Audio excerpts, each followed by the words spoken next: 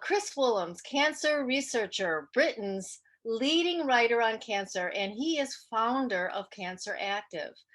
Chris Woollams' Sunday show has put complementary and integrative oncology on the map in the UK. He went to Oxford University and studied biochemistry for 4 years, including a time in cancer research. Then, in a life before Cancer Active, Chris was leading multinational advertising executive head, the Ted Bates Agency, and laterally his own company. But his life changed when his daughter Catherine was diagnosed with grade 4 glioblastoma cancer. Both he and Catherine searched the world for treatments that might help her. While as they found many complementary and alternative treatments, all too often the research surrounding those treatments were covered in science journals but were rarely followed up. I think we find that very frustrating.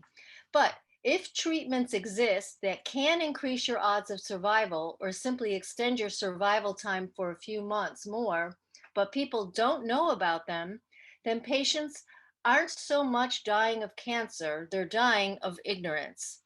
And that is terrible. And that's what Chris is set to change. So, wow, that's really powerful. That's a big statement.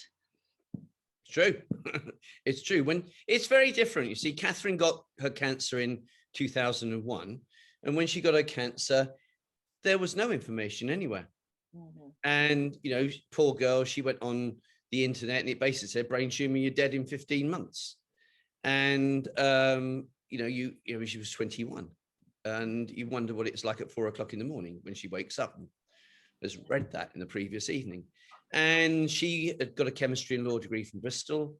And we just got stuck in and we just found so much information out there that just wasn't being passed on.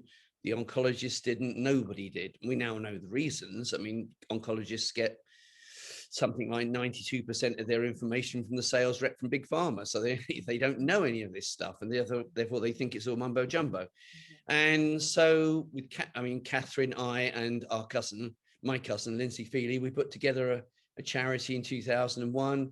And the aim was to provide people with information, tips, help, guidance that could increase their personal odds of survival. Mm-hmm. And that's what we did. We've got nearly 4,000 pages on there now. We cover everything. We even do the drugs.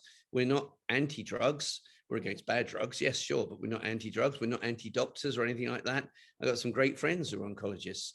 We build complementary and integrated programs around the outside of oncologists. And, you know, they're clever stuff, so we call it. And we've had a magazine going into hospitals literally until COVID hit for about 18 years. The only magazine in Britain. We had 15,000 readers a day about 2 years ago until Google got their algorithms out. But we're coming back again. So, and we've got a cult following, I think, in Britain. Very strong cult following. Definitely. And I want to thank Reese in our group and Matt for really tooting your horn. I mean, the reason you're here today is because so many of the cancer patients in CCASH were all either cancer patients or love a cancer patient dearly. And they said, yeah, we need to see Chris Woollams. That's our number one choice. So when we landed this interview, we were thrilled. And just drinking my coffee. Feel free, and I might take a sip of mine as well. We're going to go through these questions. We have quite a few, and I know that. How many you got?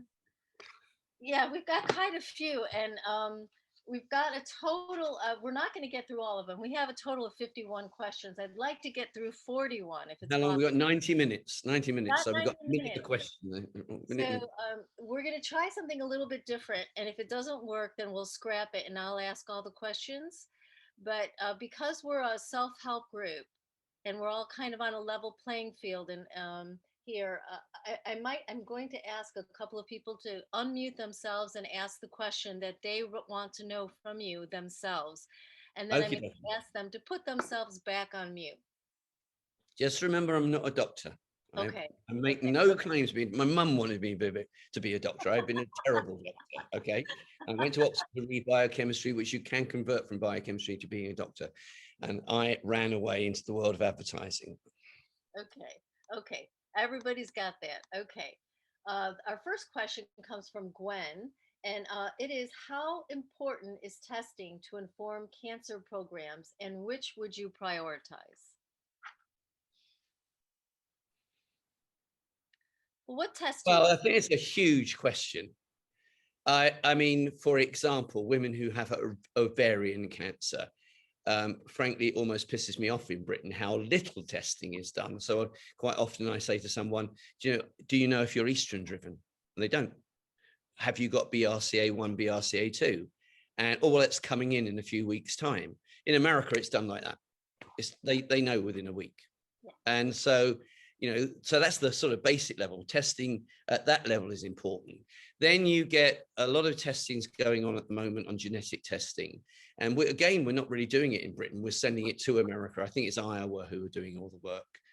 And, then people get their, are you ALK negative? Are you, IDF1, whatever, wild type or something? And, doctors play around with this, but they haven't really got all the drugs to deal with it. So there's a little bit, of sort of, is it worth it? Sometimes it is worth it. Sometimes it isn't. And then if I think the issue for a lot of people is, what am I allergic to? What have I got toxins in me and things like this? I used to use a man with a Vega machine who was excellent, but I always told people that the Vega machine is only as good as the man playing with it. He's now gone on to bioresonance, and I think bioresonance is awful.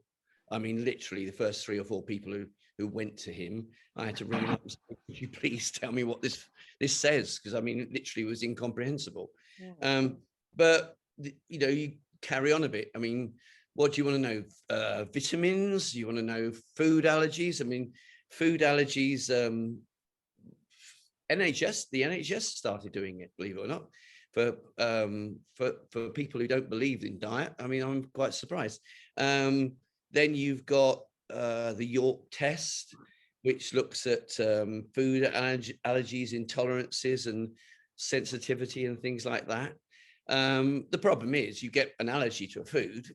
Actually, you haven't got the allergy. You haven't got the bugs to deal with the food. That's the problem. It's bugs that are giving you the allergy, or lack of them. And then you've got these people in California. I never know whether it's Elisa or Eliza. They do all sorts of tests for, you to find out what you're allergic to, right through to what your genetic makeup is. So, what was the question? Do I use testing? Funny enough, not really. No, actually. Okay. I think that it's very interesting. There is. I'm sorry to be long-winded, but Jane McClelland. Okay, I know Jane McClelland very, very well. She actually came to me. So there you go. And I admire what she's done, but she's also created a problem for a lot of people, because I get people coming to me saying, I'm BRAF and I'm so and so and so and so and so. Well, Jane went to Care Oncology. Care Oncology don't care what you are. They're just out to cut your sugar, cut your blood fats, and they're going to give you a drug called mebendazole that actually might attack the cancer, and they're going to give you doxycycline that actually kills and attacks cancer stem cells. They don't care about what pathways you've got. And actually, I don't really either. Okay. So I do everything that Care Oncology do, but I do A to Z. They openly admit, and their American site is very clear on this, that they do this bit. They do letters D to H. And I do that bit, but I do everything else. Okay, I'm going to move on to an area that you might be a little bit more familiar with.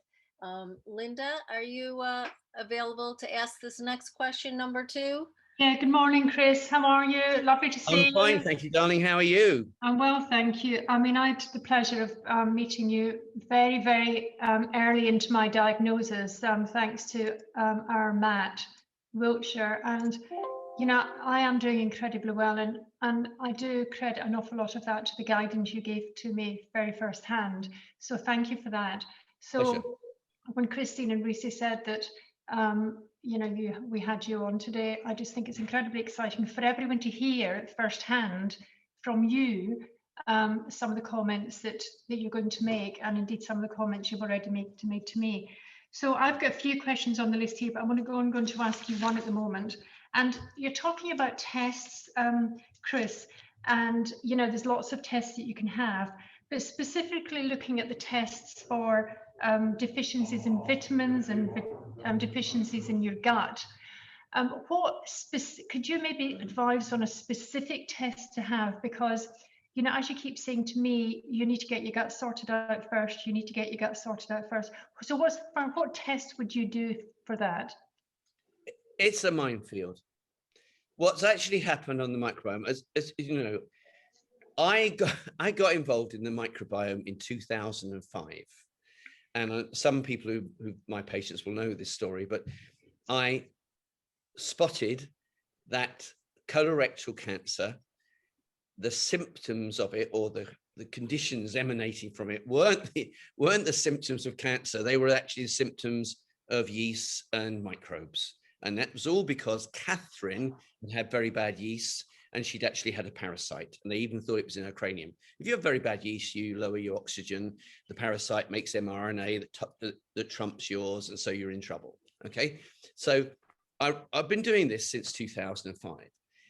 And yes, there are systems like Atlas, okay? And I think the people at Chuckling Goat have now got a system too. The problem was for about, let's say the Human Microbiome Project was done 2008 to 2011 in America. So then you started getting companies doing it. And basically they were on the scene for about a year and a half and they went bust. And the biggest problem, I think, is when you come to read, you know, one of these Atlas or whatever gut microbiome tests, on one hand, it is very useful because, for example, if you've got a parasite or a bug that acts like a parasite, it trumps everything. It just changes your whole microbiome. And so you've got to get it out of there. But on the other hand, you do get, like the other week, we had someone who was very low on Akkermansia. And Akkermansia actually puts the lining on your lining inside your gut wall. And the real issue is, I'm not conscious that I can go and get you a probiotic with Akkermansia in it. So what I'm really saying is some of these tests are very good for telling you a couple of things, but they tell you other things that I can't fix or people can't fix. I can do it with diet. For example, green tea and pomegranate, for example, put Akkermansia's levels up. So I'm giving you a bit of a non-answer here because I don't actually really rate any of them. And Julian Kenyon, when we talked before the show, when we did gut microbiome, he didn't rate any of them either. So I am looking into it. I promise I'm looking into it. So what I'll do, I'll email Christine with it when we get an answer. But I've got about 4 different people's tests at the moment. And I had one from a lady recently. I thought it was awful. It was just awful. They had obviously written all the pages and just dropped their test results in, and the pages were actually out of date. They were telling me things about these bugs that were actually wrong. Seriously. So I'm looking at about 3 people's, yours included at the moment. I'm looking at about 3 people's test results, all from different companies, and I'll have a view soon. Thank you. Thank you. Okay. Wasn't very helpful either, was it? Really? Keep going. Yeah, we're going to keep going. Plug ahead. I'm going to shoot a few questions at you. This one is from Diane. Do you have a protocol recommendation for artemisinin? For example, should you add sodium butyrate? Do you prefer the liposomal artemisinin or artemisinin T, or are the capsules okay? Okay. Liposomal artemisinin, no need, because it's not the sort of thing that can't get across the gut wall. Okay, so no need, waste of money. It depends what you're trying to do. Artemisinin is a big herb, very, very big herb. Artemisinin basically kills yeast. It kills things like E. coli and bad bacteria. It kills a third of all parasites, and it can even knock out some cancer cells. If I use artemisinin, I use it as a part of a package. So I use oregano for the yeast. I use olive leaf extract or pale darko to knock out the viruses. I use my own parafree to knock out parasites. And I just really focus on E. coli and some bad bugs for artemisinin. And I use 300 or 400 milligrams before bed at nighttime. And I'm conscious of the person sitting in front of me. So if they might have a fatty liver or any liver impairments, I will give it 10 days on, 10 days off. If I feel they're 100% healthy, there's nothing wrong with their liver whatsoever, I'll give it for 8 to 12 weeks straight. And I'll tell them they can repeat it, for example. However, protocol, you can go on further. So there are 2 professors in Seattle, it's Washington State University, and a Dr. Singh, and they've developed ferritin locked into artemisinin, a bound product, and they were chucking it into leukemia and brain tumors and getting great results. So they've set up a company and sold it to themselves, if you see what I mean, but they seem to have made a lot of money out of it. And that protocol is still being talked about by Singh, where he's got an equivalent protocol. He uses or did use a teaspoon of Floridix with your plant-based diet, and Floridix is a plant iron with dinner, for example, and he was giving a gram of liposomal vitamin C before bed, and he was giving 100 milligrams of artemisinin per 10 kilos of body weight. And what he said was, and I think he should know, he said, when you have plant iron, it's ferric iron, and cancer cells don't take that on board. You use the vitamin C and the artemisinin before bed because that's when the immune system's lowest and the cancer cells are all happy and feeding. And what you do is the vitamin C, liposomal vitamin C, converts the ferric iron to ferrous iron. Cancer cells love that, open up all the doors, the ferrous goes in, the artemisinin follows it in and kills them. And he says you kill 30,000 cancer cells for every one you would have killed if you just use artemisinin on its own. Okay. Yeah. So yes, I've got my own little protocol, but sometimes we do that. Okay. We use go. Okay. So yeah, artemisinin terribly important. Colorectal cancer, artemisinin, lots of studies on artemisinin and colorectal cancer. Artemisinin, for example, knocks out Fusobacterium.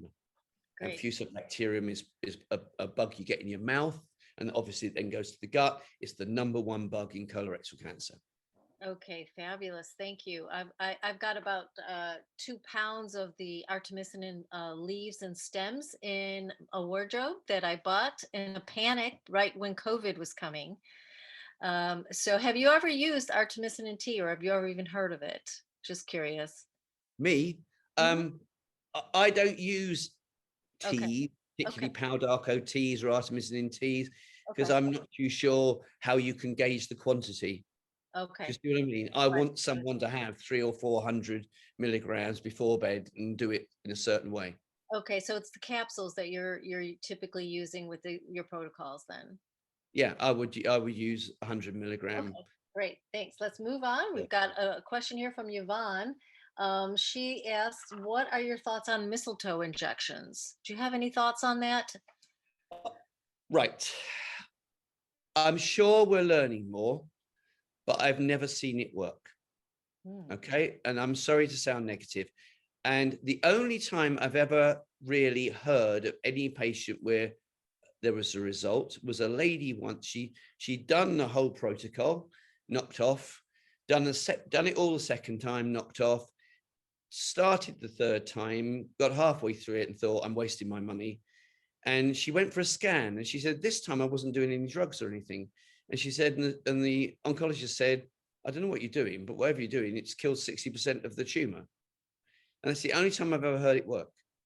Now, I do know at Johns Hopkins, there's a lady who beat her cancer using mistletoe, and she crowdfunded and Johns Hopkins are doing a phase 3 clinical trial. So there must be something to it. You can't have all these Germans, you know, I think if the Germans have done some research, it must be sound science. Yes. And they really, really believe in it.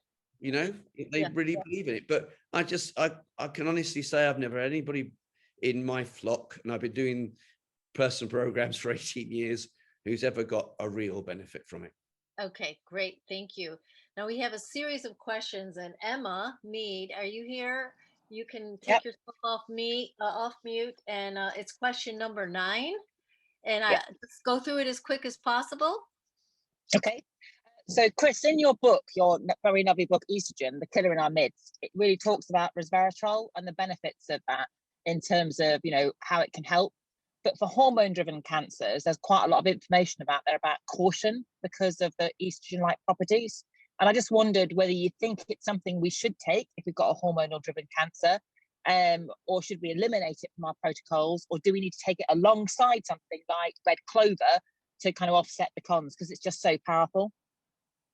Okay, it can be very hard pushed to give you a quick answer. Okay. If you go to your doctor and you say, what is estrogen? He or she will say it's the female sex hormone. Okay. And at that point you go, wrong. Estrogen is a family of chemicals in competition with each other for receptor sites in your body. It's a family of chemicals in competition with each other. And actually what you've got is good estrogen and you've got bad estrogen. And that's not 100% my definition. I did it with Professor Trevor Poles at the Royal Marsden, who was one of our patrons, something like 16 years ago. Okay. And I'll tell you why. Because he came to me and he said, I've got Ginestin working. Now, Ginestin, if you go Philip Day, Dr. McCullough, they're all say, oh, can't touch Ginestin, it puts your estrogen up. It's ignorance. I'm sorry, it's ignorance. And what he was doing, he got this plant estrogen sitting on receptor sites so that nasty estradiol couldn't come and sit there. Let me explain.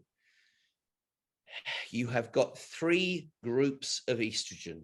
You've got human estrogen, you've got chemical estrogen, and you've got plant estrogen. So you've got human estrogen, xenoestrogens, phytoestrogens. And just that little bit, cancer research couldn't even get right in an article about 2 months ago. So when you go through the menopause, for example, your estrone and estradiol just come down to about 35% of where they've been. So you still make them from your ovaries.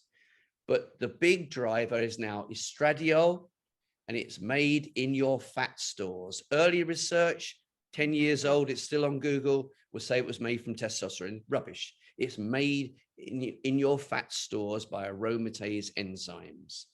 So that's the main thing. But also 10% still made in your adrenals. So you've got 2 other sources, not just in your fat stores.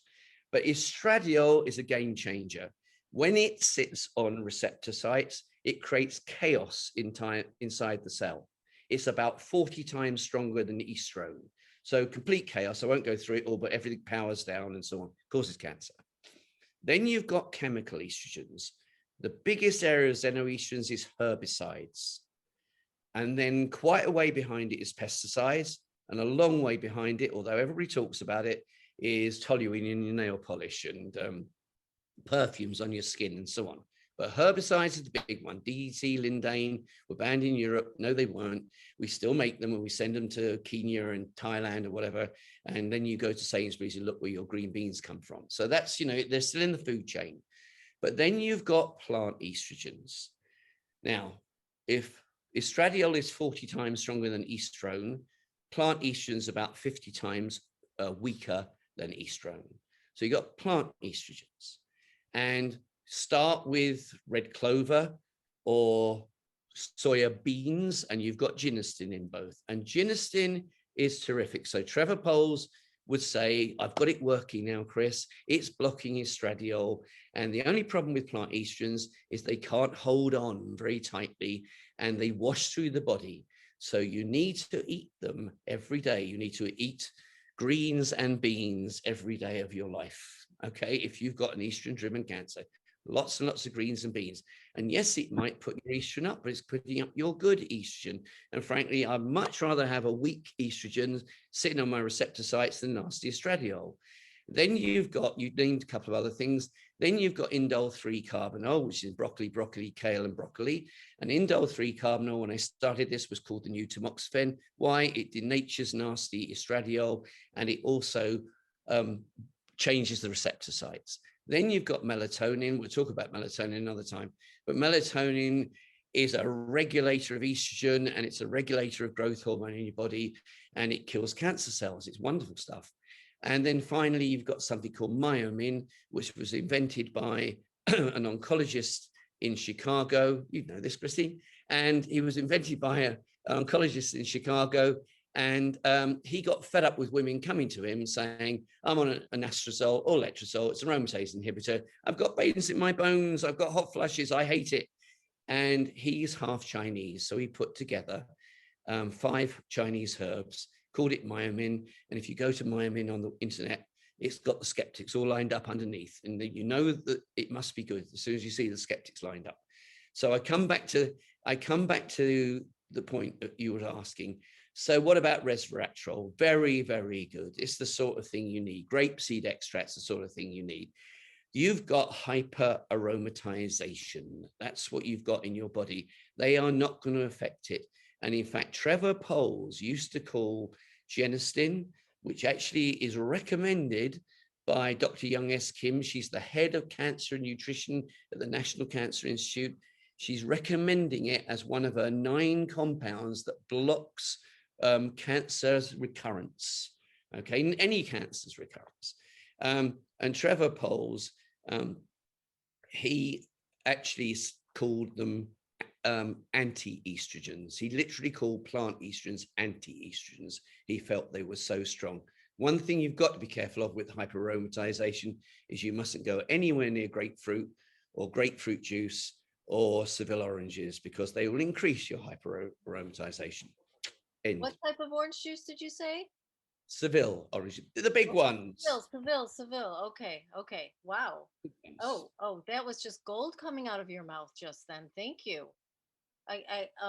Yeah. So that's one of my cancers. So I have a great interest in that, and I'd like to ask. It's born out of ignorance. You go into hospital, and the nurse will come up to you and go, "Oh, don't we having flaxseed? No, that'll put your estrogen up," and it just does my head in. Okay. Well, thank you. The lack of science is frightening in hospitals. Yeah. No, I absolutely agree with that. Okay. Turn the phone off. Yeah, you know what? That's the track and trace, because we're in isolation right now for just coming back to the US. So my husband actually has to get that, or they might come and arrest us. Okay, we have a question now about ashwagandha is okay. I'm just going to assume that it's okay to take ashwagandha. Wonderful stuff. I took it myself for my shoulder, my rotator cuff. It cuts your cortisol and it brings your inflammation right down. Okay. And, number 3 Ayurvedic herb. Okay, and I had a question about melatonin, but I think you covered that. Maybe just. I think it's worth talking about melatonin. Okay, so should we take melatonin if we have ER positive breast cancer or any other? Yes. Yes. Well, okay. I did a speech a couple of years ago with Professor Russell Rita, and Russell Rita is like #1 guy in America on melatonin. And melatonin is much bigger than anybody realizes, and especially in Europe. Because of course you go to your doctor and you say, can I have some melatonin? He can only give you 2 to 3 milligrams, and he'll say it's the sleeping hormone. And he's got much better drugs than that. Okay, melatonin is produced after you go to sleep. It's produced 40 minutes after you go to sleep. And it's a massive antioxidant. It's very, very anti-inflammatory. Add those two together. It's actually the healing hormone. It's why sleep is so healing. Now, melatonin is produced in the pineal gland. You will hear that. Well, actually, not really. It's produced in the pineal gland, but it's produced in the mitochondria all over your body. So think about it. It's part of the energy production system. What goes wrong when you get cancer? Your mitochondria. Okay. It's produced in the iris. So it's produced in response to darkness. So women who have disturbed sleep patterns make less melatonin, as do men. And they're more likely, if they're air hostesses, long-haul air hostesses, night shift workers, nurses, party girls, I'm sorry to say it, but men who do night shift working, women will get more breast cancer, estrogen-driven, and men will get more prostate cancer. So melatonin regulates your human estrogen, doesn't regulate the chemical ones. And finally, it's got 5 actions against cancer. Now, funny enough, it's in my next e-news. So I've just done a lot of work on melatonin, and there's just a womp load of research now. I mean, it's been going for about 20 years, and it makes your chemotherapy work better. It reduces the side effects from chemotherapy. It makes radiotherapy work better. It reduces the side effects from radiotherapy. In America, all the research says 20 milligrams. And I say to people, look, start at 5, go up to 10 after a week, go up to 15, go up to 20, do it that way. But in America, my patients just go straight to 20 milligrams. And Russell is actually doing research with 60 milligrams 3 times a day, because this stuff kills cancer cells. Beautiful. Thank you. I take it every night. Love it. He reckoned everybody over the age of 60. I'm not saying you're over 60. He reckoned everybody over the age of 60 should take 5 milligrams a night. Yeah. I take quite a bit of it. So I can't. I'm a huge I can't. It makes me depressed. Oh, it does. Oh. Which is almost impossible. Oh, wow. Okay. Let's go on to the next question. Julie Godley, do you want to unmute yourself and ask Chris your question? It's number 16. We're skipping along. Sure. Hi, Chris. It's an IVC question. How are you doing? On IVC days, would you say that fasting would be advisable? However, if we were to eat, what type of food do you recommend that we eat before, during, and after IVC in order to maximize the effects of the IVC? Do you mean you're talking about intravenous vitamin C? Yes. Sure. Well, okay. I'm a little bit stumped on that. I know Neil Riordan, and Riordan is in Arizona, and he's probably the #1 guy in the world. And I'm not conscious that he tells people to restrict their diet. And he's the guy who's been running the tests with intravenous vitamin C and chemo, and showing intravenous vitamin C makes chemo work better and things like this. You want to know what foods I wouldn't eat on an IVC day? So would you fast? I think the question really is, should you fast before it? Or I would fast if I was doing drugs. I can't think why I would need to fast if I was doing IVC. Okay.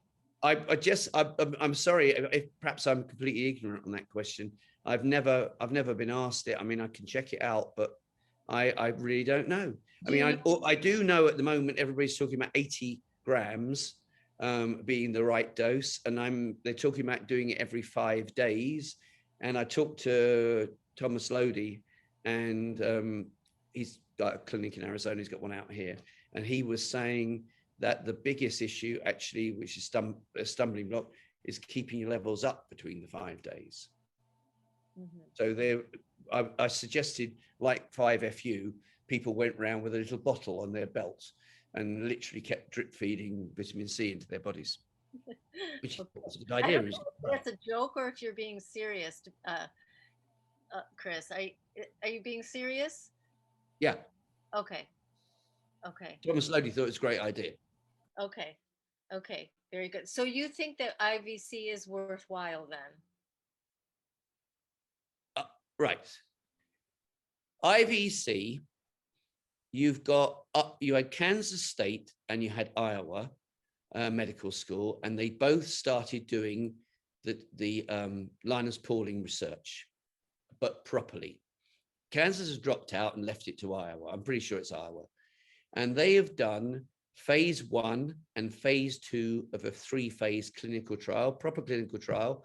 And they've used grade 4, stage 4 lung cancer and GBM, grade 4, stage 4 brain cancer. And they have concluded after phase 2 that vitamin IVC works, it does increase survival, and it's got no side effects. The problem is they have to do phase 3 because you don't know how well it works. So if it gives you another 8 weeks and it costs $8,000, let's say, is it worth it? But if it gives you another 8 years and it costs you $8,000, then it's definitely worth it, isn't it? Okay. That's the only bit they need to find out now.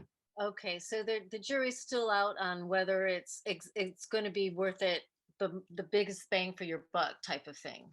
Yeah, I'm a fan of IVC. Okay. Far more than, say, mistletoe, for example. I'm a fan, and I apologize about my ignorance. I just usually pass it over to somebody in Britain or America who's doing it. Go and see this man; he knows more than me.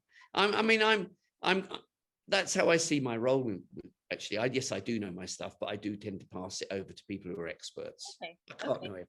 Well, yeah, thank you. I appreciate your honesty and your frankness. Well, doctor would say, no, it's all a load of rubbish. I would never say that. Thank you. Okay, the next question is actually from me. And my question is water fasting beneficial as a preventative for recurrence? If so, how many days a month would you suggest? Okay, can I give you another long answer? Sure. Okay, the expert on fasting is Walter Longo. Mm-hmm. And he's the longevity guy in UCLA. Yes. And again, I mean, Dr. McCullough gets it wrong again.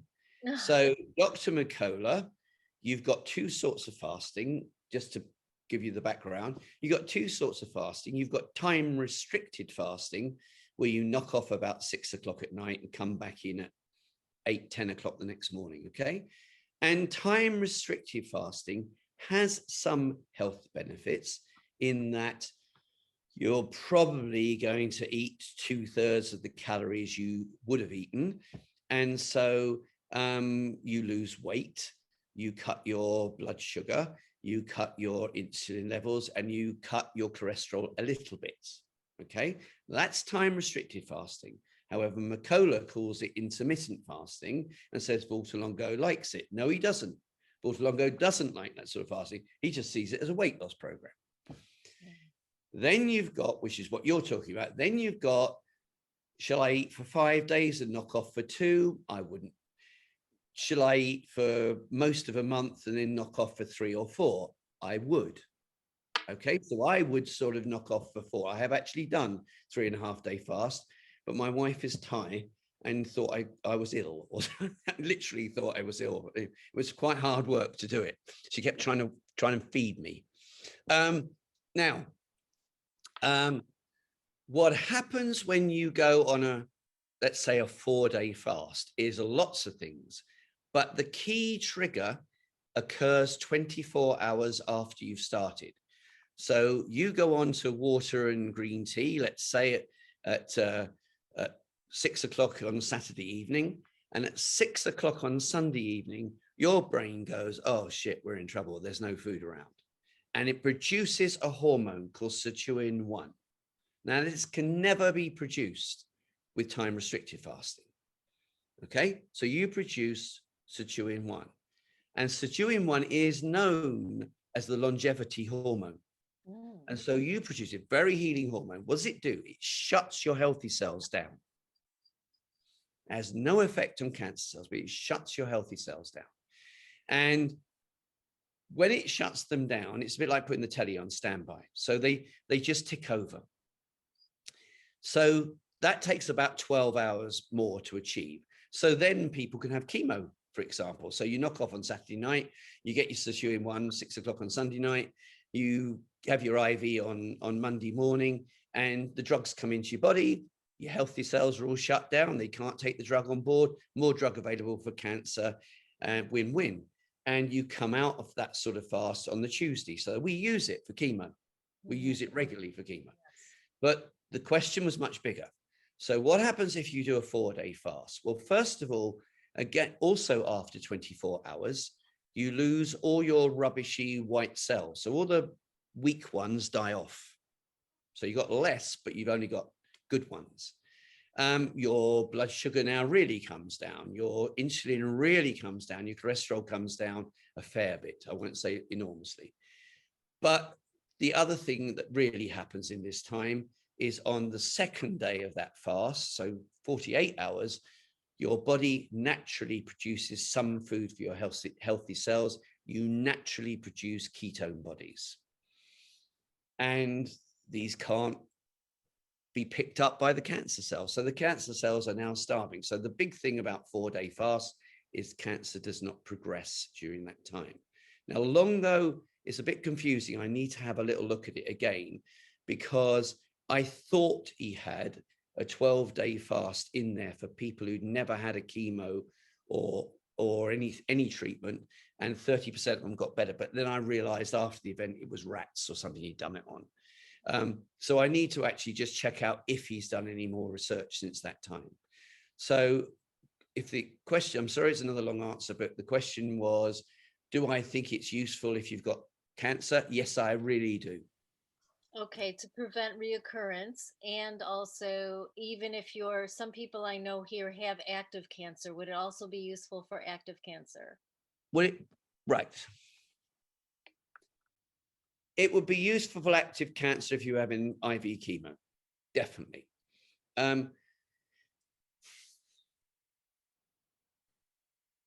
I wouldn't do it when I was having chemo any other time than having the IV. I think, right, a lot of people, you got to be careful. A lot of people who have chemo lose weight. And of course, if you fast for 4 or 5 days, you're going to lose weight. Your question was, would it prevent recurrence?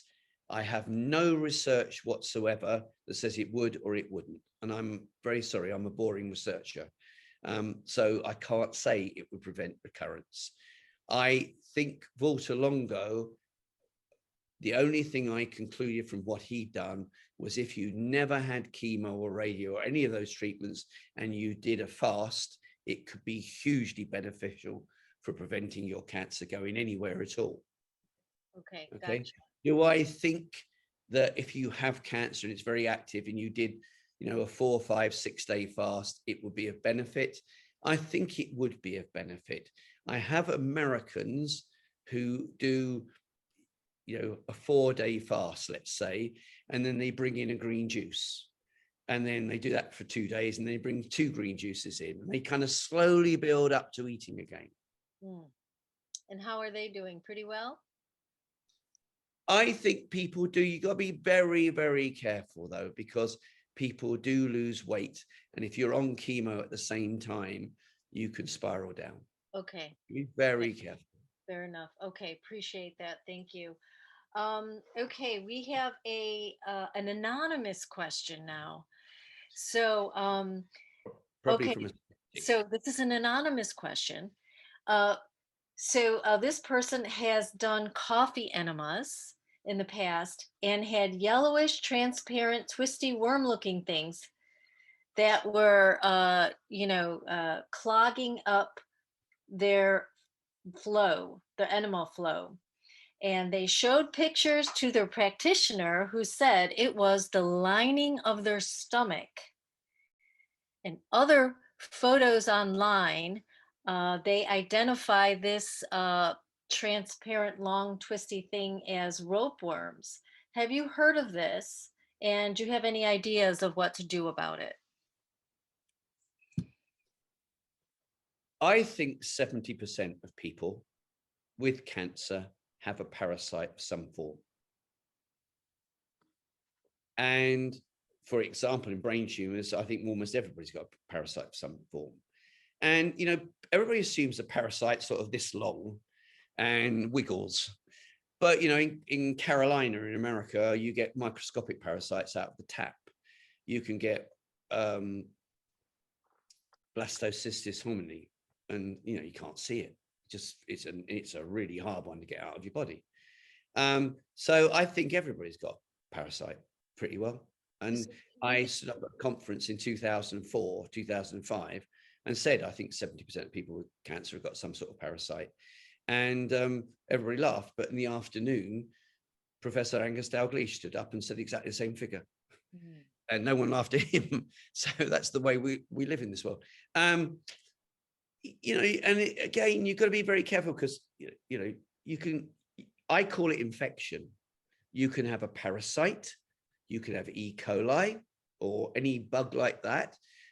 You could have viruses, and you can have bad yeast. And technically, they're all parasites. Mm-hmm. But I just avoid confusion. I call them infection. Okay.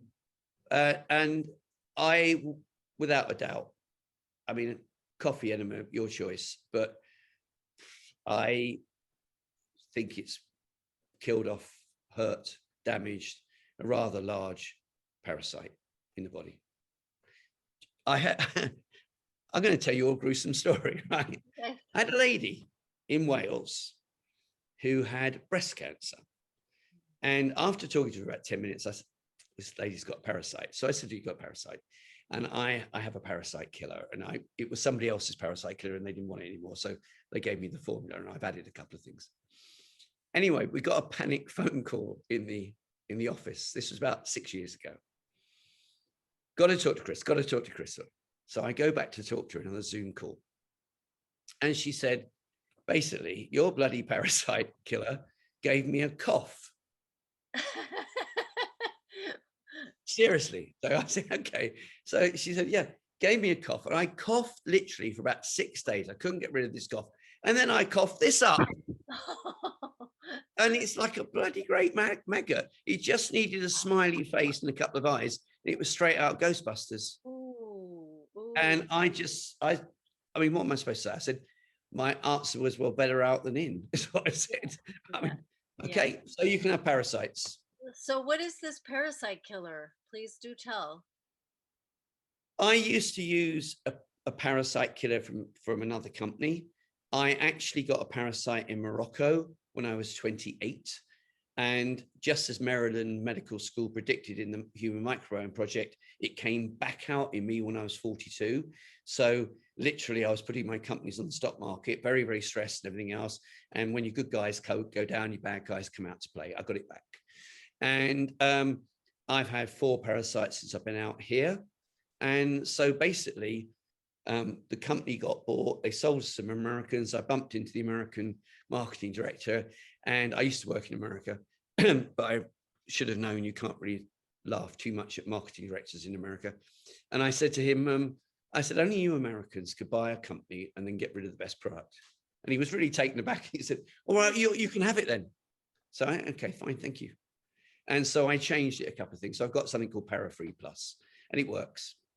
And it was for me, because I've had 4 when I'm out here. So I don't have lots of products. I have about 4 or 5 products. They're all for the gut, because I had antibiotics for the first 32 years of my life. Yeah.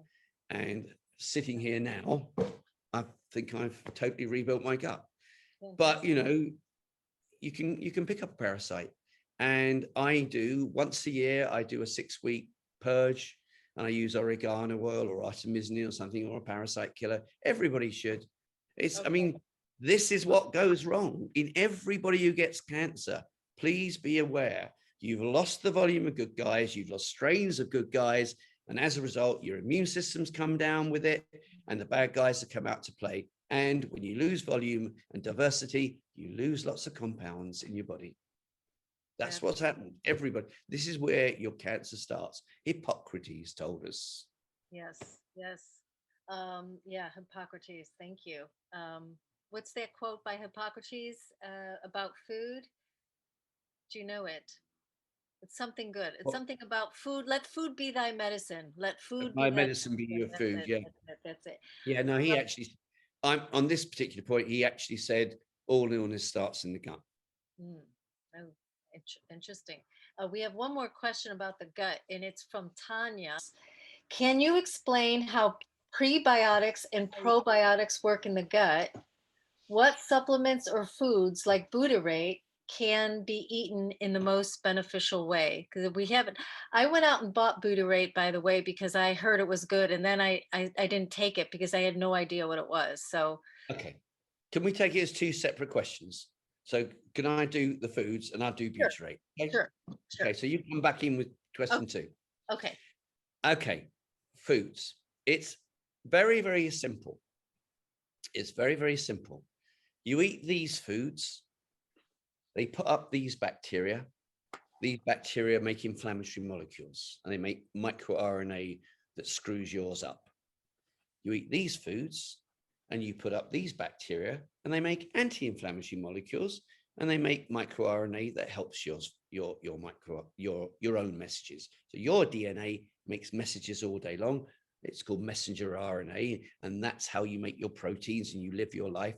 And either the bad guys screw it up and block it, or the good guys enhance it. And at any one time, if I took a blood sample from any of you, 38% of the small molecules in your bloodstream come from your gut, not you, right? It's there. Your microbiome is that important. So we do have articles on this, but there was this marvelous study that was done in Holland and just came out about 2 months ago.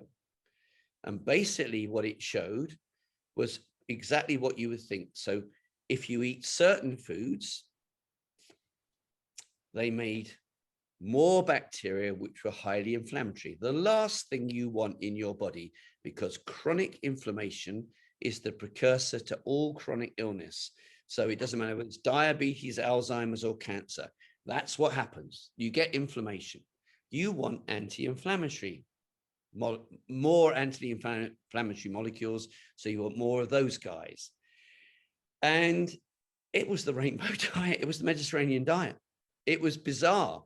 So they were going through all these foods and you think, yet another one is pulses. I mean, so, okay, let me try and explain.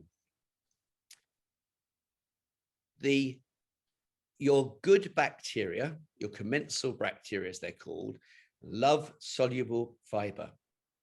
Their enemies love empty calories.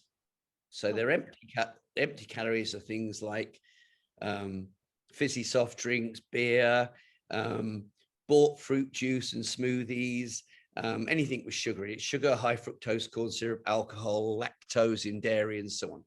So all the E. coli, yeast, whatever, love all that stuff. Your good guys love soluble fiber. Now, no questions short this afternoon. You've got two sorts of fiber, okay? You've got soluble and insoluble. Insoluble fiber, keep it simple, just drives all the waste through your body. Soluble fiber makes a gel in your gut, and your good bacteria love it. Soluble fiber is oats, it's pulses, legumes, lentils, chickpeas, red kidney beans, and so on. It's nuts and seeds, it's vegetables. Okay, and there's something called psyllium, P-S-Y-L-L-I-U-M, that high soluble fiber. So that's what you need to live on, because your gut bacteria will love it and their numbers will go up. But there are other things. So for example, berries, we use berries because berries, and you don't want to eat them after a meal because they'll sit on, the sugar sits on your food. You don't ever want to juice a berry because you'll get a juice full of sugar. Okay, so we eat berries slowly. So berries are full of elagitannins. Now, you will hear that pectins put up your lactobacillus and inulins put up your bifidobacteria. Pectins are apples and carrots and pears and things like that. Inulins are chicory and artichokes and onions and garlic. So that puts up lactobacillus family. You've got a family with about 200 members in it, and you've got the bifidobacterium family with about another 200 members in it.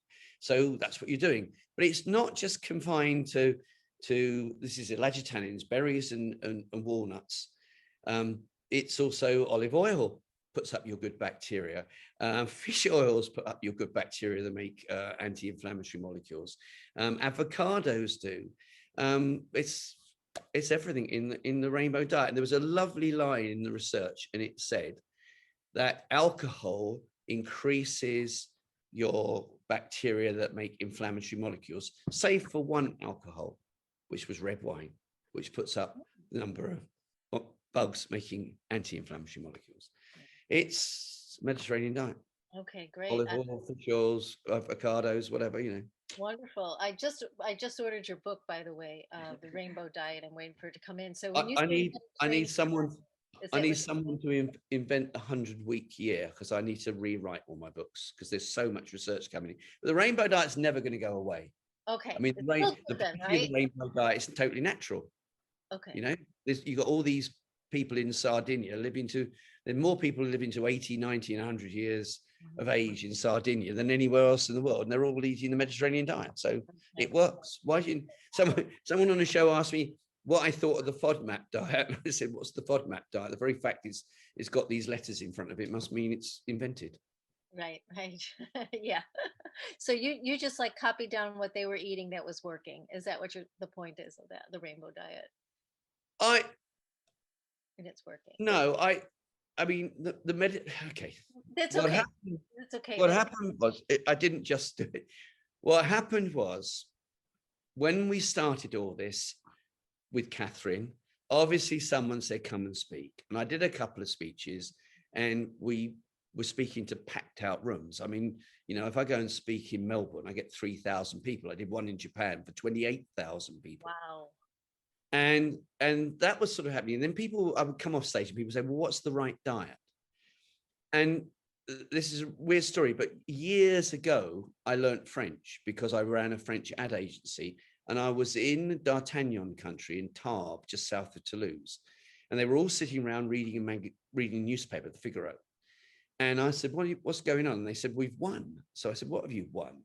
Now, you probably know there's a thing called the French paradox, where the French eat more, they eat more fat and drink more alcohol than anybody else in the world, and have less cancer and less heart disease. And this area of France, which is all beefy Gerard Depardieu guys who throw bales of straw around and play rugby for France, they actually eat even more fat and have even more alcohol, think Armagnac, think Castellet, than anywhere else in France, and have even less cancer and even less heart disease.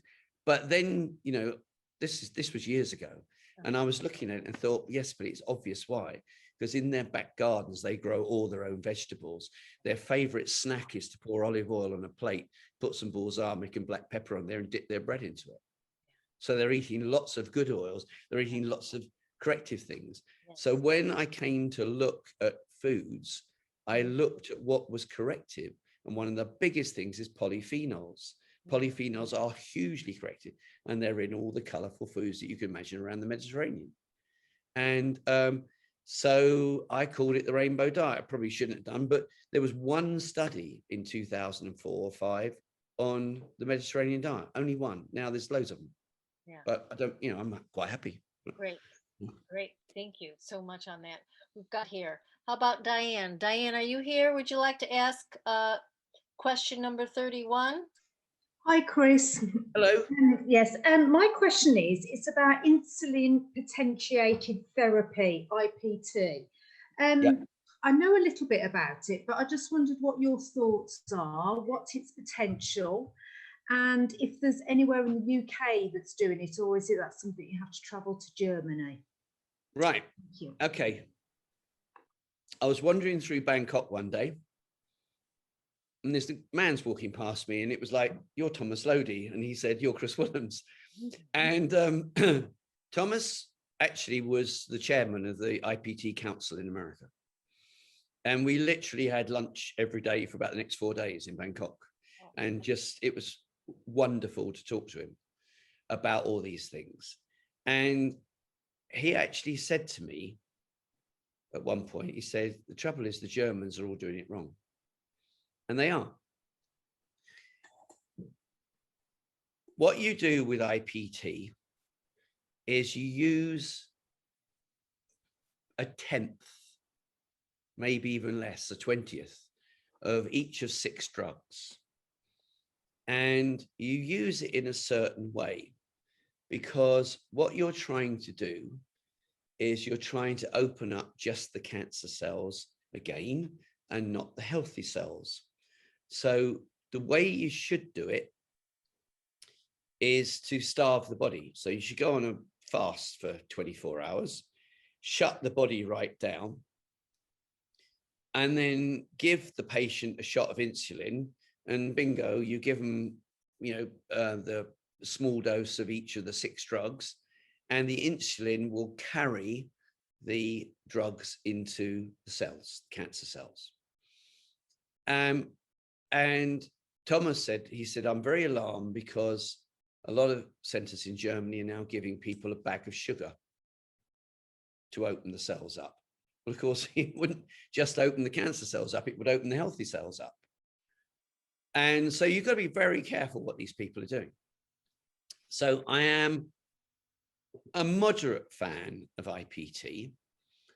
I think it's a bit of a shame that they just used 6 bog standard, dastardly chemos that were all given their FDA approval in 1956 to 1970. That's the problem. So they're using basically drugs that just are absolute killers. And it would just be nice to see a package of drugs, I think, where perhaps there were some clever ones in there. So that's my slight concern. I don't know of anywhere in Britain doing it, because I think it's probably illegal in Britain. And I think before you go to Germany, you need to find out exactly what their program is to make sure they don't do anything daft, like give you a bag of sugar. Okay, thank you. Thank you. Did they answer your question, Diane? Yes, okay, great. Now I'd like to switch gears a little bit. There's a question that's been asked from about 5 or 6 different people. Yvonne, are you here? Would you like to ask Chris number 33? Hi, Yvonne. Hi, can you hear me? Yeah, Yvonne's one of our amazing, well, she's not our amazing, but she is an amazing success story. She's a couple years past her expiration date. 3 years past, yeah, but I'm still here. Anyhow, what are your thoughts on HBOT?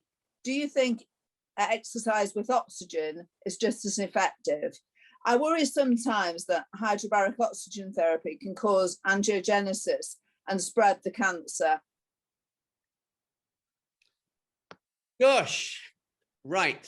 I know this can sound big-headed, and I don't mean it to be at all, but I was credited several times over with making people with cancer in Britain aware of HBOT, because I wrote my first article literally 16 years ago. And in the week I wrote it and put it out there, the skeptics attacked me immediately, saying Chris Woollams says oxygen kills cancer, and I didn't say that at all.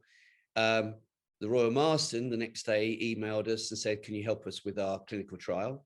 And the multiple sclerosis people rang up on the Friday and said, we'll help you. You can use our centers. So I knew quite a lot about it, really, right from the start.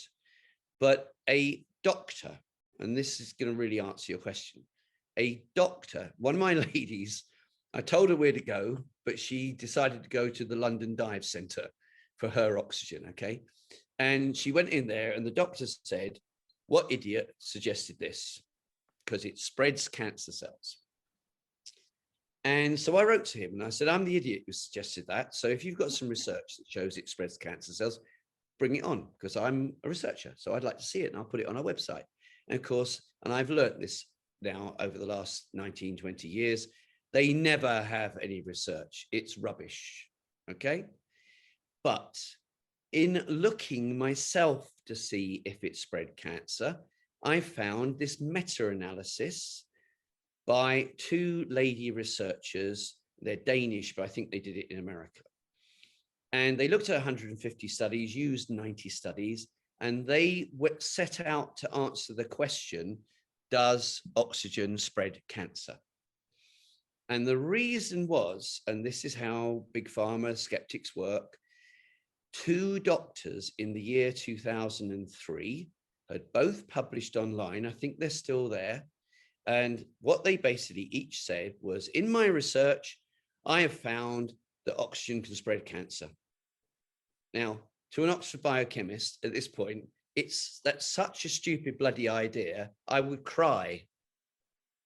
It's impossible. It's impossible. Okay. And sure enough, these 2 lady researchers set out to see whether oxygen spread cancer. And the conclusion of the documents, all on my website, the conclusion of their research was they set out to see if it did. It's actually the opposite.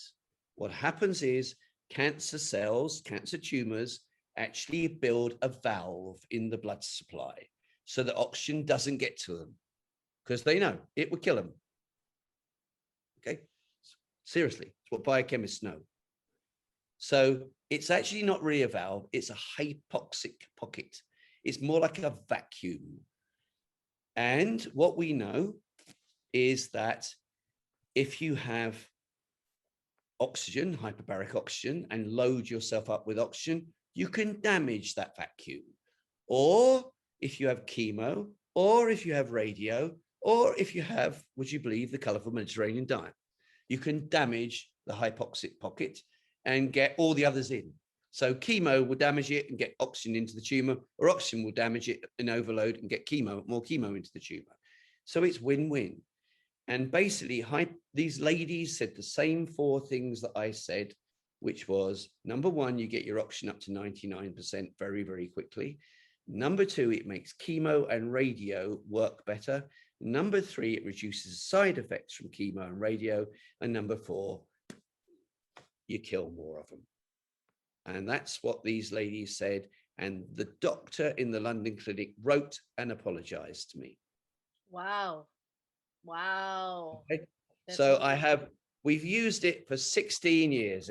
I use it if people just can't get above about 92% oxygen, because oxygen is really important to you. If your oxygen goes down, all of you, be warned. If your oxygen goes down, it needs to be 99. If your oxygen goes down, your cancer becomes more aggressive.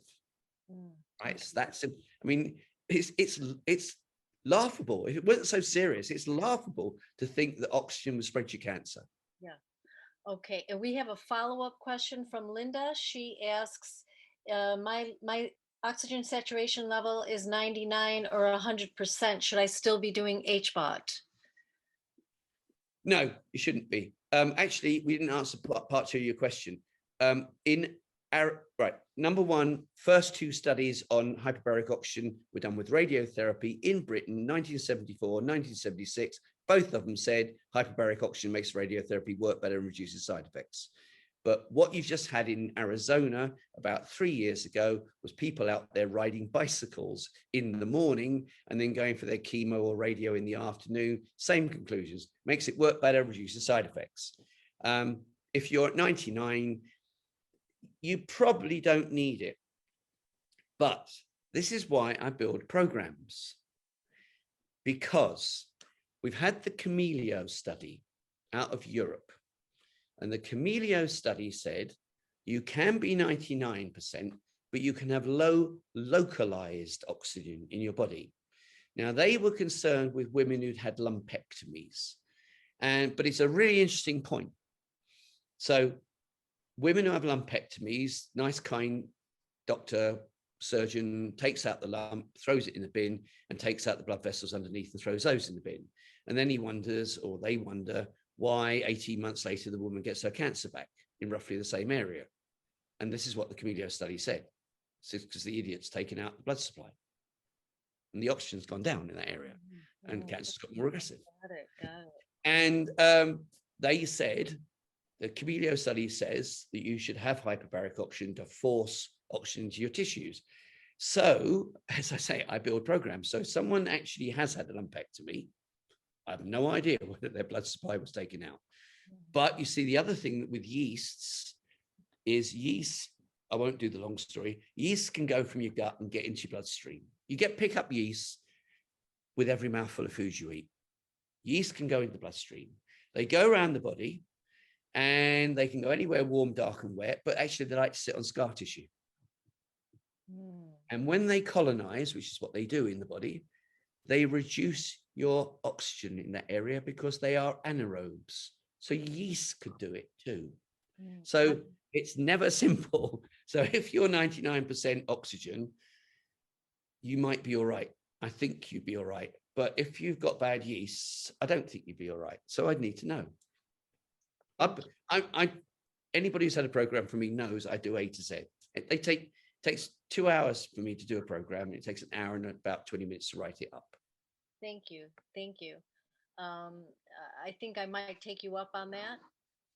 Right. I'm just like, get in line. Get in line. I have a very famous lady. And she's in America. And she was given 3 months to live by her hospital. And she just had brain tumors, basically. And she's already talked to me. She said, look, do you realize in 6 months' time? She said, in 6 months' time, it's 5 years. Wow. And she said, I want to come on your show. And I'm going, no. Got 190 people in the waiting list. I can't cope. Wow. Okay. If I do something, I like to do it well. Wow. And I can't, if I started trying to cram 190 people in, I wouldn't be doing it well and I wouldn't want to do it. Got it. Okay. Let's move on. We have several people asking the same question, Chris, and it might be one of those questions that you don't like to hear. I don't know. How can we choose, or do you have a clinic anywhere in the world that you could recommend for? No. Yeah. Okay. No. Why? Just okay. That could be the quickest answer we got all day. Okay. No. People do it. Anybody who have had a PPE with me, I always start off with one thing. I say, look, just give me 2 minutes on where you are and all this, but also what you would like from me, because I can do all sorts of things. I can build a well-known lady. I built her off-label drug program in 2008, 9, 10, 11. And, I can do that. And I can do all natural, or I can knock out your cancer stem cells all naturally and things like that. And I do get people who, when I say, what do you want from me? They say, what's the best clinic in Mexico? Or what's the best clinic in Germany? And I always say to them, look, I tell you what, can I just rebuild you? I would like to rebuild you. Basically, all these people listening to me have built themselves a body that's conducive to cancer. That's why cancer is thriving in them, or was thriving in them. I build people bodies that are conducive to health, which sounds incredibly simplistic, but cancer can't thrive in a body that's healthy. That's what I do. Mm-hmm. Now, why I do A to Z is because you need to shut all the doors. So you need high oxygen, you need high vitamin D and so on. That's what I do. And so I say to people, I tell you what I do.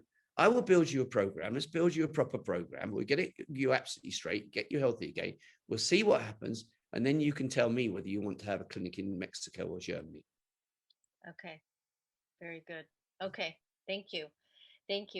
I think we have time for a couple more questions and trying to choose which ones get to be asked. Okay, this one's from Diane, and it's a question. It's the best question ever. It's number 41. And one of the things we do with CCASH is we have subgroup of it's kind of like a change group. We're trying to make impact in the world and change the dead end. Diane, do you want to read your question? It's a lot more comprehensive than what I just said. Hi, Chris. Is this the one about the cancer treatment in the UK? Yes. So, Chris, as you're probably well aware, cancer treatment in the UK hasn't changed dramatically. I've put in the last few years, but it's probably even longer than that. Probably the last 50 years. Yeah. We are falling behind America.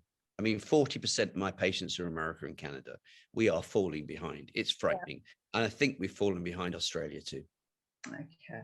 So what realistically do you think should change in the next 5 to 10 years? And what ideally would you like to see change in the next 5 to 10 years? And then, sorry, another sort of add-on to that is, as It's patients, what can we do to try and help facilitate that change? it's not going to happen. You see, this is the problem. The BMA is run by a bunch of surgeons. So, for example, poor old Mark Emberton, Professor Mark Emberton, just tore his hair out over HIFU. I mean, I got written to by 7 urologists 16 years ago. Chris, you've got a magazine in hospitals, and you know, would you please look at HIFU, see what you think? HIFU, high intensity focused ultrasound. It's a clever form of ablation. So you've got ablation where I can go into your lung tumor and with my little needle kind of and heat it up and kill it off, or I can go in with a hollow needle and pour a cold gas on it, -40, and that's cryoablation. Or I can stay outside and I can use HIFU. And HIFU, you know, I send people to America now. I literally send people in Britain, if they can afford it, to John Jarridge in Louisville, or there's a guy in Texas, to have HIFU, because we won't do it. I mean, there's a bunch trying to do it now in London. We won't, because, you know, surgeons will be out of business. Now, Australia, top surgeon for prostate cancer in Sydney, he's started using the nano knife. Poor old, I think his name was Edward Lean in UCH, gave up, was doing the nano knife. Nano knife is for inoperable cancers, deep-seated cancers. You put a pin in either side of the tumor when it's in your liver and there's a, you know, blood vessel that you can't use a knife on it. And you pass a current across, bang, punch nano holes in the tumor. And, you know, I've advocated this, and I've just got a patient who's going to be using it in Christie's. But it's a nightmare. And we just have this not invented here, got to research it. And, you know, the only way you're going to get change in Britain is to put in charge a bunch of people who are outside the box and say, look, I mean, you know, I did think, I've been on this for 18 years, and, you know, I have been to the Houses of Parliament. I have talked to the Minister of Health and all this sort of thing. Not interested. You know, I can save you. I can save the NHS, I don't know how much, you know, 20% of your budget. Not interested. Unbelievable. Okay, yeah, that's kind of. I wish I had the answer.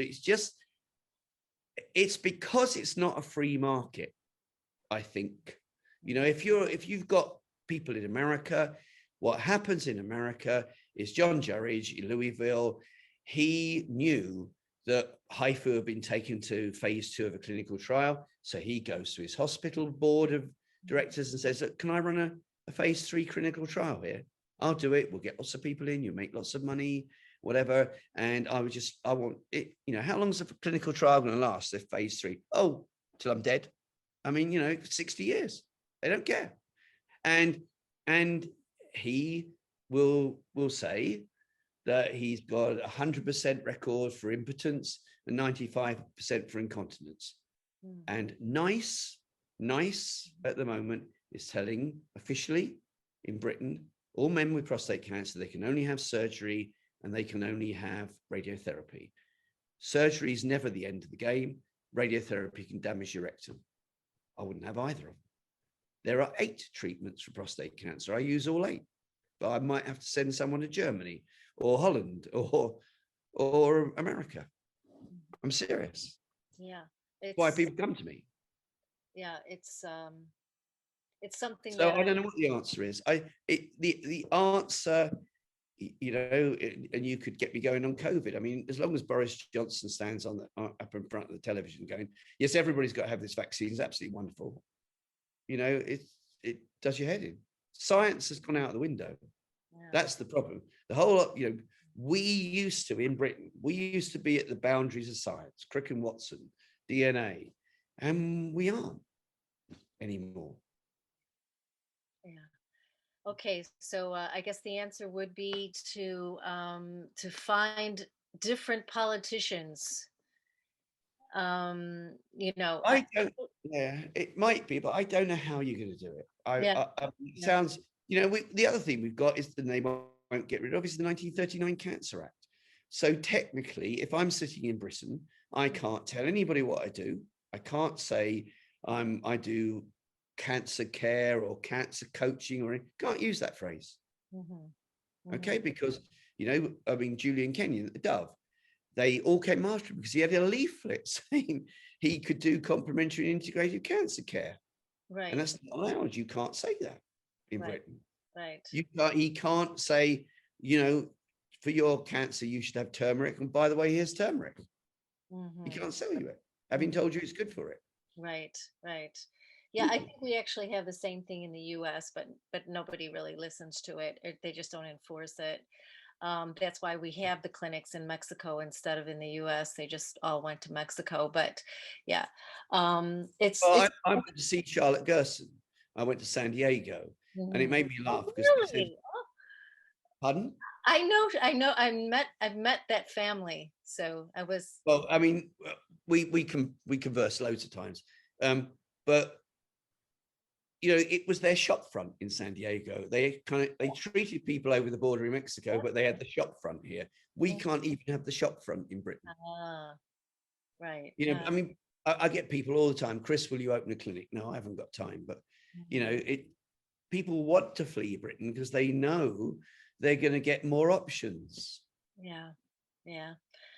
Okay, so that's just something to keep in mind, that is something that our group is interested in. And if you hear anything, or you know, we have the power of numbers, and if there's any way that we can if they need a bunch of cancer patients that are very motivated to mobilize on this topic, and you hear something about that, do please shoot me an email, and we'll get a bunch of people together and protest. I mean, if they can get a vaccine out for COVID this fast, I heard there was a vaccine for breast cancer, and it might be available in 10 years. Yeah, what's that about? 10 years. Let's get some pressure. I covered it. Okay. We've got I think it's a very different market, Britain. We've just had a little run-in with Google. Because, wait for this, we've taken on an SEO team, and they're in California. They're in Silicon Valley. And they looked at us and they said, okay, can you do this? Can you do that? Okay, fine. And can you change your name? I said, what? And they said, we want you to change your name from Cancer Active. That's Red Rag to Google. And I said, that's really interesting, because I'd noticed cancer research aren't up there anymore. And we've been, you know, kicked around by Google. And I said to the SEO guy, I said, yeah, but you Americans, you've got to understand something. If I'm in wherever, and my local hospital in Seattle, my local hospital is Washington Medical School, it's got its own website. You know, Sloan Kettering's got its own website. MD Anderson's got its own. The hospitals have their websites. In Britain, Royal Marsden doesn't have a website. Christie's doesn't have a website. Cancer Research has one, and we're the alter ego. We're the Virgin to their British Airways. That's what we are. We've always been.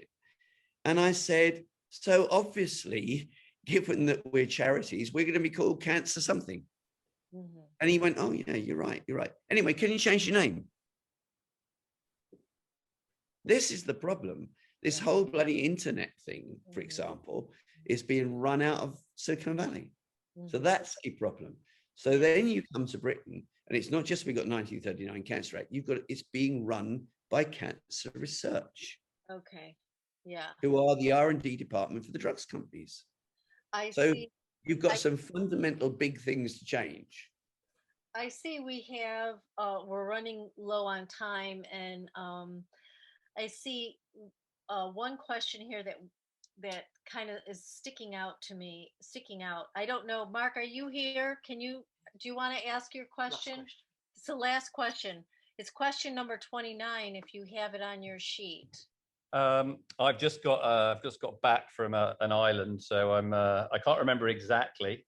But do you want to you want to repeat? I think it was about how whether we're close to how far do we think we are for from a cure for or an effective treatment for things like pancreatic cancer, given what you're seeing in the alternative world. Was it something similar to that, Christine? Yeah, it's if somebody gets diagnosed with pancreatic cancer, or it could be any cancer stage 4, including all modalities available, everything that you know of, obviously, Chris. What percentage of people do you think we could get NED based on what we know today? All right. So it's a fantasy question then. All right, pancreatic cancer is a very different cancer. It's got very, very high levels of cancer stem cells in it. And there's a couple of weird things that happen before you get pancreatic cancer. So you can look at sort of bog standard research and you can see that people tend to get it if they drink lots of alcohol or they don't eat lots of whole soluble fiber or carbohydrates and so on. But actually, there are 3 research studies that show that bugs in your mouth are linked to it. And then there's more research that show you get this 1,000-fold rush of bugs from your gut to surround your pancreas, and no one knows quite why. And then there's research that a yeast called something like Marissa or whatever is in big numbers around the pancreas and so on. We have always used yeast killers. We always rebuild the gut. It's one of the things we do. And I'm almost stopping running with people who've gone to care oncology or go to care oncology, because I just do the opposite of what care oncology do. I'm not against them, you know, but I rebuild people. And we have always killed people's yeast. And what they found with this bug, Marissa, is that there's a molecule, a carbohydrate molecule on the top of it. And so they took loads of pancreatic cells and dropped Marissa into it, and nothing happened. They thought it was going to be the answer. This is how you get pancreatic cancer. And then they dropped the polysaccharide in, bang, pancreatic cancer. And so this is still early stages yet, but I haven't got a clue ultimately if there's anybody with an answer to pancreatic cancer. But what we tend to do is, as always, we just make sure that person's much stronger. So I've got an Italian lady who's doing incredibly well at the moment, incredibly well. You know, and I just think it, you know, if you look at cancer stem cells, again, you have to do something about those. But, you know, the #1 cancer for cancer stem cells is pancreatic. #2 equal, believe it or not, is brain tumors and prostate cancer. Yeah. What are these yeast killers that you're using? Sorry? What are these yeast killers, if you don't mind me asking, that you're I always use oregano oil. For you, I will say oregano oil. Thank you. Thank you. I always use oregano oil. You could use Paldarco. I use artemisinin for the E. coli's and Fusobacteriums in this world. Fusobacterium player in pancreatic cancer too. So we use it all. But again, you see, Mark, the problem is, before we've even moved, they've got someone on FOLFIRINOX, because the French researchers did the research and show that, I think they used to give people gemcitabine and capecitabine or something. I can't remember. I'm not big on drugs. But the French have shown that if you do FOLFIRINOX, you get nearly a year of extra life. So, wow, this is what, I mean, oncologists, I'm not against oncologists, but they have a playlist, just like a DJ on Radio 1 has a playlist. He's allowed to do whatever he wants as long as he plays these 35 songs in his 2 hours. And that's what oncologists have. Mm-hmm. And this is what the inhibiting factor is. I know half a dozen oncologists, and no, I'm not going to name them, who actually think outside the box. And they do research on cannabis, and they do research on B17, and they get shot for it. Yeah. You know, that's the problem in Britain. Whereas in America, you know, people try. Now, pancreatic cancer, they're what is it called? Write to me. there's a center in America. It's something like the Linus Pauling Institute. Is that in California? Linus Pauling Institute. Anyway, there's a guy there called Evans, and he is taking pancreatic tumors and he is isolating the driving cells. So here's a pancreatic tumor. He's not interested in the tumor. He's not interested in pathways. He's interested in that little group over there that are actually behind it all. And they're probably cancer stem cells. That's what he's focusing on. And he is trying to knock it out, to knock them out at the moment. So it's America for you again. I mean, I don't know what's happening to our scientists. I think they're all, I do know, I did talk to one who should be nameless. And he said to me, if we didn't have to do all this bloody research for the drugs companies and cancer research, he said, we'd have cracked cancer by now. That's the charity cancer research that you're talking about? Sorry? That's the charity that you're talking about, the cancer research? Yeah, that's what he said. He said the problem is it's catch-22. In order for me to have my medical school and have all my students doing their doctorates and everything else, I need funding. I get the funding comes from cancer research and it comes from drugs companies. And therefore, the quid pro quo is we research all these nonsensical drugs that make 1% difference. And he said, if we were left to our own devices, if we could think outside the box, we'd have cracked cancer by now. Yeah. Seriously.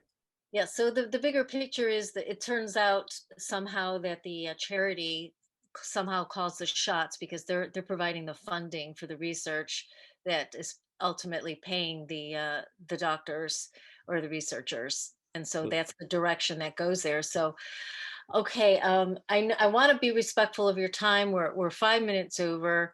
Mark, did that answer your question? I know it kind of was. I don't know, I guess. Mark's a little bit of an expert in pancreatic cancer himself. Yeah, so I can just comment on it. I mean, we are seeing very good results with Van Cleef type therapies. So we're studying pancreatic cancer, and you know, I see kind of almost if we can think from available evidence, if you can get immunotherapy as the first choice before you've had chemo, you've got a chance. I agree with that. Yeah, yeah, and not necessarily checkpoints. It's you know, systemic choles, low dose checkpoints, GC-MAF, all sorts of supporting modalities to go with it. And we've said, yeah, we've had 2 out of 2 respond fully with complete responses that we're monitoring on a study.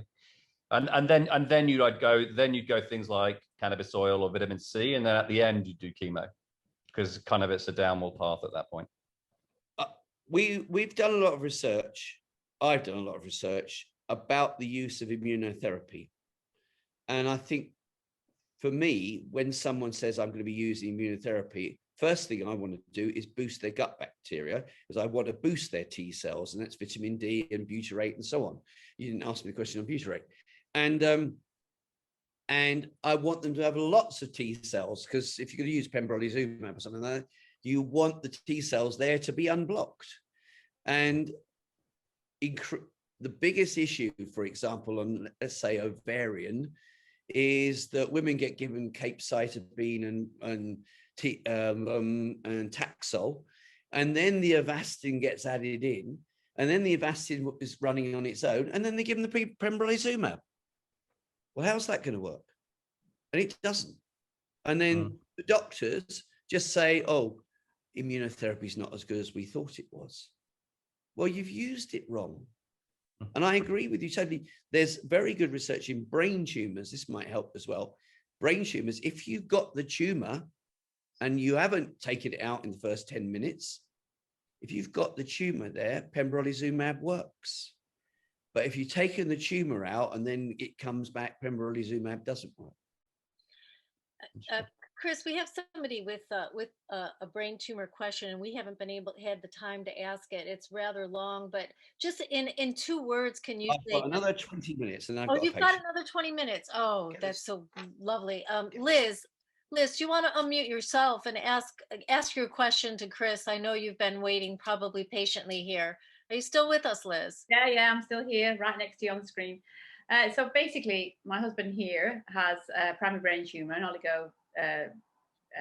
low-grade glioma, And where the MDT, the multidisciplinary team, is unsure if they're looking at the shadowy after effects of multiple treatments, which involve surgery, radio, and chemo, is it practical and advisable, in your opinion, to assume all pathways must now be blocked as you would treat an aggressive GBM? Or is it diet and a sensible approach to exercise and de-stressing a more realistic response? So if it's grade 2, how important is taking all the suggested off labels and supplements to stave off growth? You know, if you're in this kind of, it's almost what we like to think of as a bit of a sweet spot, where do we go from here? Just to give you some background, Adam actually ran an Ironman while he was doing chemo. He's the one with a brain tumor sitting next to Liz. Right. You threw in lots of thoughts there. I'm going to use a Thai expression, Jai Yen Yen, calm down.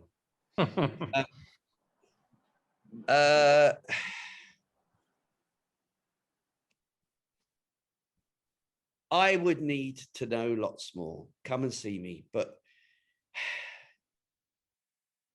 brain tumors are my special subject. And the problem with the brain tumor, first and foremostly, is brain tumors, you need to know, and not all the pathways, you need to know, is it methylating? Because if it's not methylating, temozolomide is a waste of time. And number 2, you need to know if you're IDH1, because if you're IDH1, then if we cut the sugar, it hasn't got anywhere to go. But if you're wild type, then it will go and start burning glutamate after, 6 months, 9 months. So we need to know simple things like that, because with brain, I've got somebody who's now 16, 17 years. I built her program literally while I was sitting at Gatwick Airport, and she remembers it too. And I actually was really worried because she was on the phone. I kept saying, put the bloody phone down, put it on speaker, hold it out of here. And I got another one at about 12 years. So it's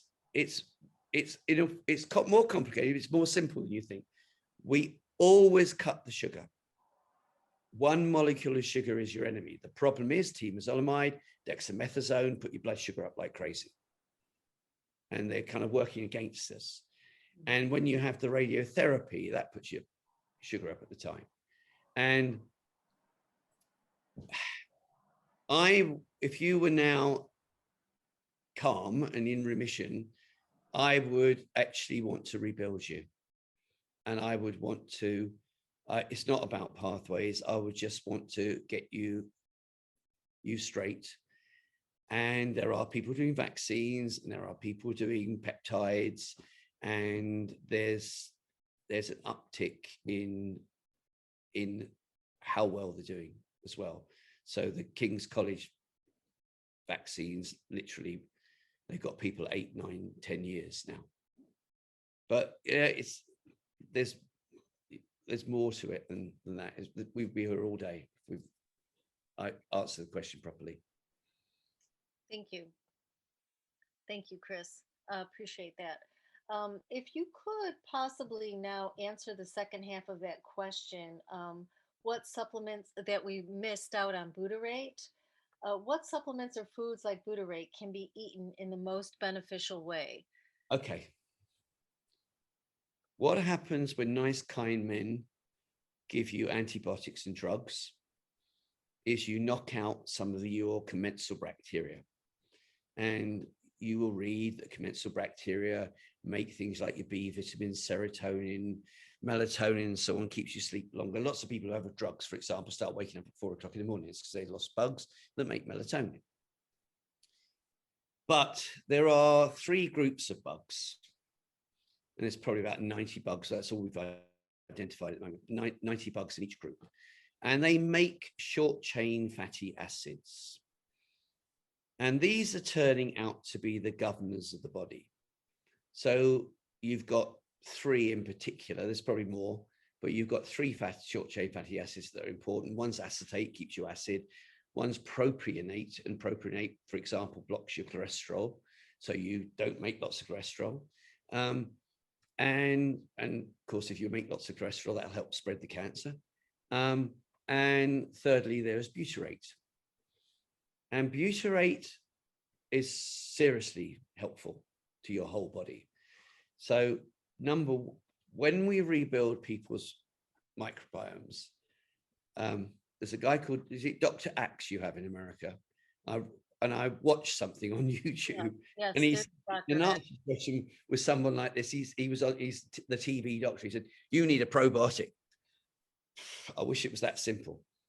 When you're rebuilding someone's microbiome, you need to kill the bad guys. You need to add good guys in. You need to heal the gut wall, and you need to make sure someone's got a healthy gut lining. If they've had chemo and radio, well, chemo and antibiotics, almost certainly they've lost the lining. And it's not just that they've lost the lining, they've lost the kind of cover to the lining. I'm going to try and keep this simple, okay? So you've got butyrate. Butyrate, first of all, heals the gut wall or helps heal the gut wall. And what we do is we use our killers, and then we give people, after about 12 weeks, we give them a little bit of raw cheese, unpasteurized cheese. And we give them some chocolate goat kefir, but we tell you not to take the whole bottle. We just tell you to have 2 or 3 spoonsful. And what you're doing then is you're giving someone trillions of bifidobacteria, and you're giving them trillions of lactobacillus. Now, Julian Kenyon's doing this at the Dove. He's giving people trillions of those 2 bugs, plus he's giving them high dose butyrate. He's missing a couple of things though, because what happens is when you give people those 2 families, loads of bifido, loads of lactobacillus, the butyrate helps them colonize. Okay, so we've got research on that. Secondly, the raw cheese comes with a complete lining production kit, because baby has no lining. So mum's giving baby her milk and in there's a production kit for a gut lining. So that's what you need often after drugs and antibiotics. You need a new lining. And so that's number 2. So you now get the lining. You've got this sandwich, as I call it, okay? Lining and wall. And now it's a bit different game, because you can't get molecules of food and toxins from your food going through into the bloodstream and causing chronic inflammation. So you started to plug all the holes. But now a few other things happen, because mum also gives baby immunoglobulin A. And this sandwich is where your immune system starts. So if I told you there's a kind of lining on the lining. So if you eat pomegranate and drink green tea and things like this, you get this lining, you get Akkermansia that puts this separate little lining on the outside. That's not entirely correct, but that'll do. And what happens with this kind of lining, it's like Feiling-Dale's early warning system. You get COVID or you get cancer in your body, and it knows that it's about. And now this sandwich starts to operate. So butyrate, for example, is a huge anti-inflammatory. But also your vitamin D in your body is inactive. So vitamin D actually acts like a hormone.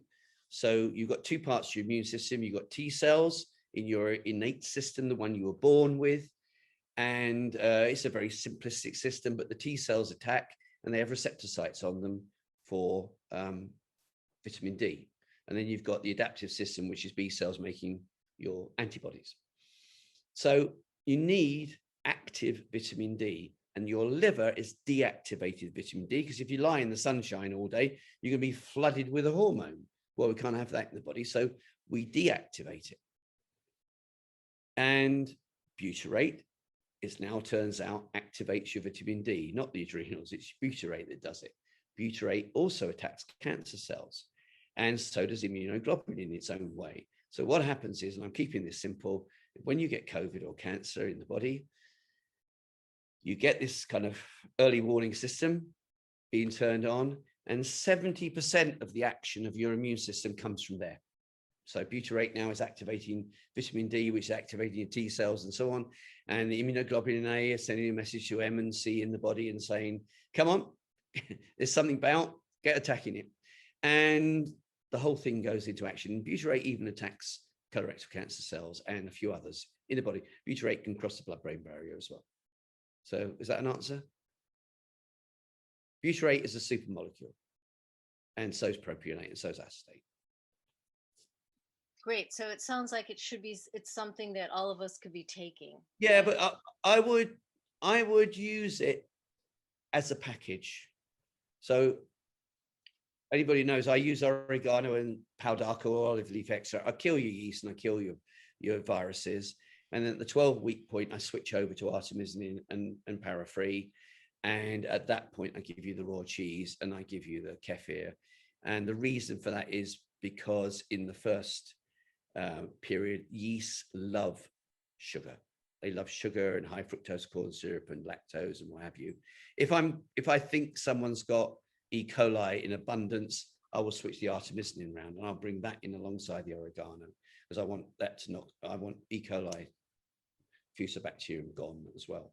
So it just how I do things depends on the person sitting in front of me. Okay. And you don't do testing to determine if they have the yeast or the E. coli, but you determine that how? You've been on drugs or you've been on antibiotics, you've got yeast in your body. I'll put money down. I'm sure I do. I'm sure I do. I'm going to get some oregano oil right after this call, as a matter of fact. It's about reading. This is the other thing. It's about reading. When, it's all there. I mean, I was talking to someone with colorectal cancer and I said Fusobacterium was a big driver of colorectal cancer. And they said, can you prove that? It took me 10 minutes to find 8 studies. Right. So just do your research. Do your research. Well, but I'm looking for Fusobacterium. You wouldn't be, you see. Mm-hmm. That's the difference. I've been doing this for 18 years, so I'm kind of got a head start on you, That's all we were trying to do at the start. That's all we were trying to do. We weren't trying to do kind of wonderful things.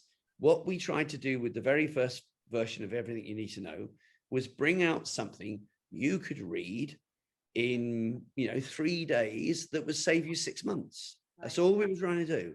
And now it's got too big, so I'm actually going to cut it back. Okay. I'm going to make it more potent, but I'm going to cut the size back. At the moment, you could rob banks with it or jewelers. You can throw it through the window. Okay. Well, you've been amazing. I've learned a lot from this call. If somebody like me, say it again. I'd like to talk to your pancreatic chap. Oh yeah, Mark. That's Mark. He knows about everything that you need to know about pancreatic cancer. Say hello, Mark. Hi, Chris. Hi. We ought to be in touch because I'd like to know more about it. Sure. Would love to. I'll drop you a note. Okay, wonderful. He's in Hong Kong. He's in Hong Kong, so you guys are not so far apart. He's British, but he lives in Hong Kong. That's. Well, where's Chris? I missed the start of the call, so I'm in Thailand. I'm in Thailand nice. 6 months a year, and south of France for 4. Oh, where in Thailand? Hua Hin. Oh, okay. Hua Hin's where the king lived. No go-go bars or anything like that. 8 championship golf courses. Very nice. If you want, Mark, you could hang on the call if you want, Chris. But I would like to know. Mark, if you would, it's very simple. I'm Chris Means Health @gmail.com. Just drop me a line. Chris Means Health. Yeah, sure. Nothing complicated in that phrase. Chris Means Health @gmail.com. If you just bang me a note, that'd be great. I'll do it now. So for the rest of us, Chris, if we wanted to book a consult with you or get on the gut, heal my gut wagon train, how do we get Health? Chris Means Health. Oh, just send an email then. Yeah, okay. Just send an email to Chris Means Health. Everybody does. When I do any e-news, I mean, if you're not on my e-news, get on my e-news. I send one out every couple of weeks, although I'm swamped at the moment. But there's always one a month. It's like it's not an e-news, it's more like an e-magazine. It's usually got 10 subjects on there.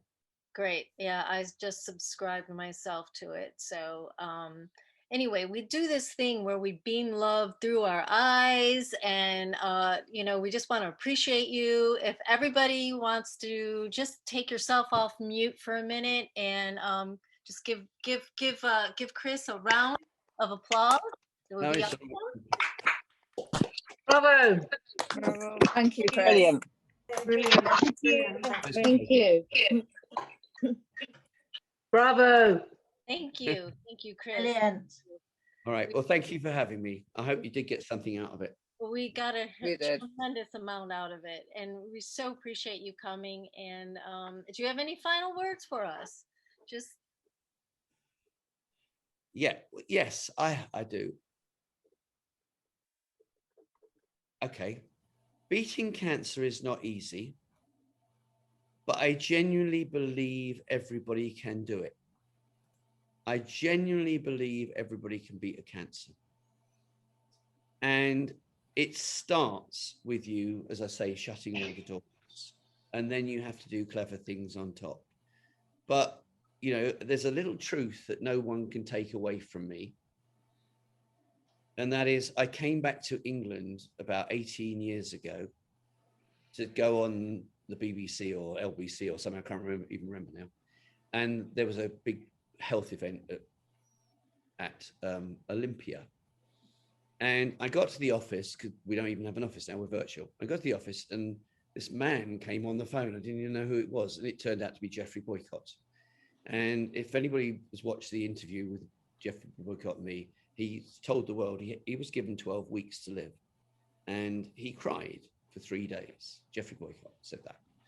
And the next day when I was at Olympia, Galina came up to me, she's Russian, and she'd been sent home to write her will. She had grade 4, stage 4 ovarian.